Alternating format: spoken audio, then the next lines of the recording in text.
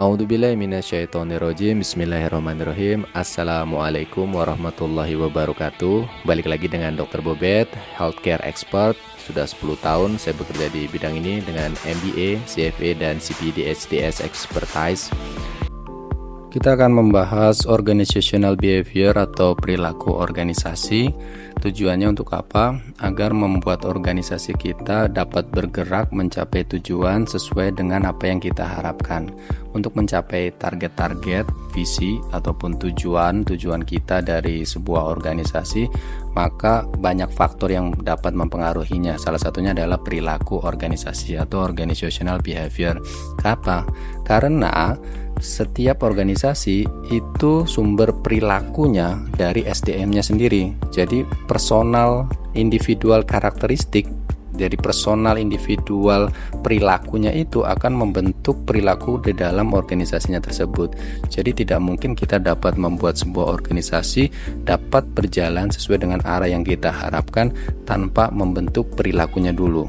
Bentuk besar perilaku organisasi dimulai dari perilakunya dari para personal dari di dalam organisasi tersebut. Kita mulai. Ini adalah CV saya. Perkenalkan, saya Dr. Bobet. Saya sudah bergerak di bidang ini selama 10 tahun. Kita mulai dari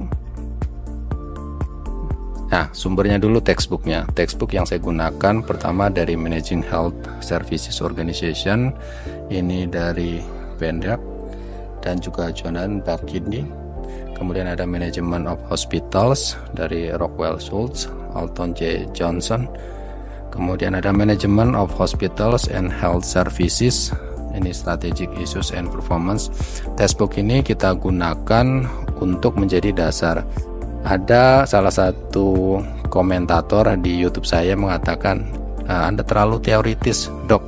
Semua praktisi untuk menggunakan ilmunya berasal dari teori. Saya sangat meyakini itu. Karena apa? Teori dibuat berdasarkan pengalaman pribadi atau pengalaman si penulis, author, ataupun si penciptanya. Maka dia tuangkan agar bermanfaat kepada orang lain yang membacanya. Itu yang disebut teori.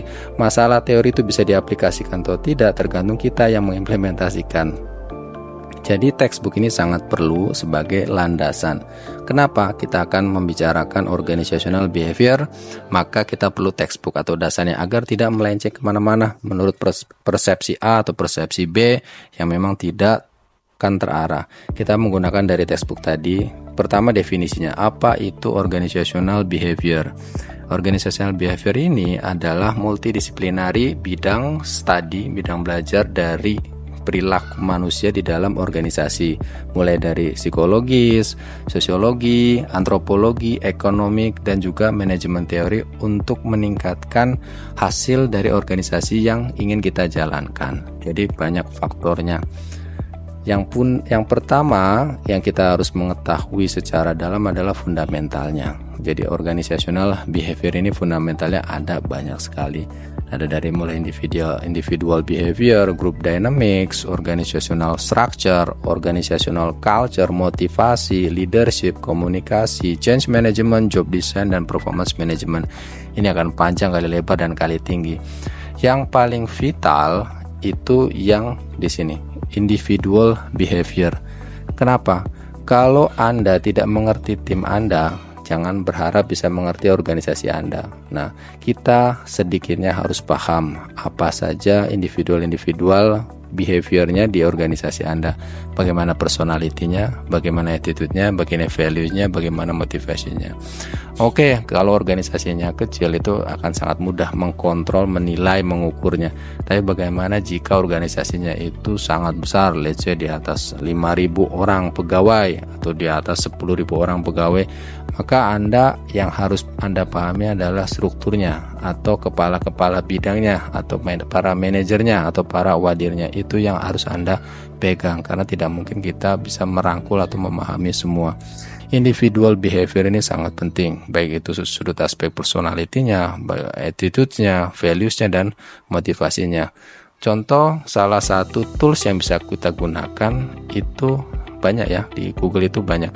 Yang akan saya tampilkan di sini adalah tes personality dari 16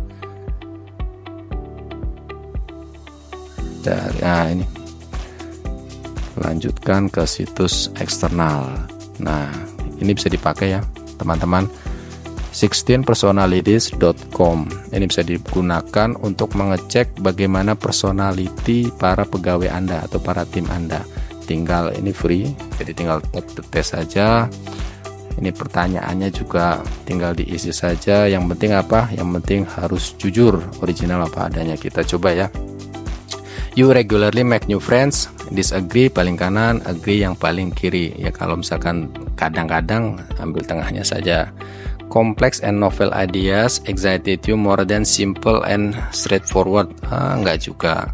You usually feel more persuaded by what resonates emotionally with you than by rational argument. Enggak juga. Your living and working spaces are clean and organized. Agree. You usually stay calm even under a lot of pressure. Agree. You find, ini berubah pikiran. You find the idea of networking and promoting yourself to strangers very daunting. Nah, ini yang terakhir, setelah diisi semua 100%, kemudian mengisi gendernya, male, female, other, apa ini other ya, si result. Hasilnya tadi kita isi adalah commander. Commanders are bold, imaginative, and strong-willed, always finding a way or making one. Extraverted, 54% energinya. Jadi yang tadi adalah personality-nya, commander.